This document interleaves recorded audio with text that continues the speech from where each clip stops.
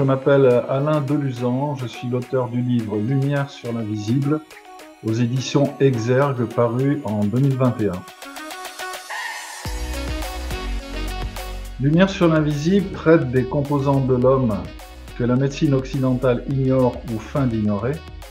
Il revisite les notions d'âme et d'esprit qui ont évolué au fil des siècles, notamment du fait du concile de Nicée en 325 après Jésus-Christ, et lors de la traduction de la Bible en latin par Jérôme, qui est devenu la Vulgate, mais aussi du fait des évolutions du dogme contrôlées par l'Inquisition entre 1199 et 1834, c'est-à-dire durant 6 siècles. Au fil des pages de ce livre, Lumière sur l'invisible, le lecteur peut comprendre l'incarnation, la réincarnation, les expériences proches de la mort, les voyages astraux, les douleurs d'un membre fantôme, les esprits de la nature, les entités, l'exorcisme, le dédoublement de personnalité, l'évolution, les dettes karmiques et ce qui se passe quand on meurt. L'invisible est tout ce qui est traversé par la lumière sans être réfléchi, échappant ainsi à notre vue.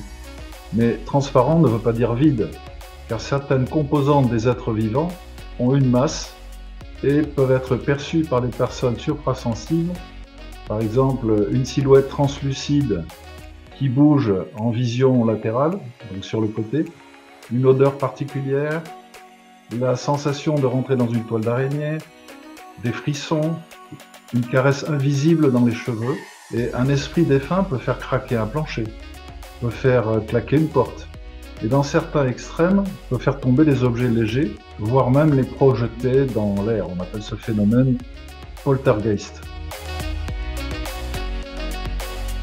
Lumière sur l'invisible relate toute une série d'expériences renouvelables.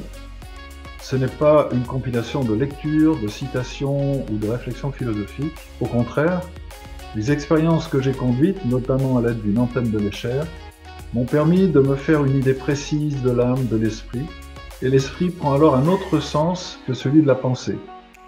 J'y dévoile les réglages d'antenne qui permettront au lecteur qui se formera à son maniement de vérifier par lui-même tout ce qui est exposé. Et dans la dernière partie de Lumière sur l'invisible, j'expose ma perception de Dieu et de l'évolution. Cette conception est à la fois cohérente avec la physique quantique et plus conforme à une spiritualité universelle plutôt qu'avec des dogmes religieux particuliers. Il existe de plus en plus d'émissions et d'articles qui traitent de ce qu'il est convenu d'appeler le paranormal. Mais nous découvrons au fil des pages de Lumière sur l'invisible que certains des sens que nous croyons appartenir au corps physique appartiennent en fait à l'âme et à l'esprit. Ce sujet du réel invisible intéresse de plus en plus les curieux de tous âges, mais aussi les thérapeutes, les médecins, quelle que soit leur spécialité, les religieux et les adeptes du mysticisme et de l'ésotérisme.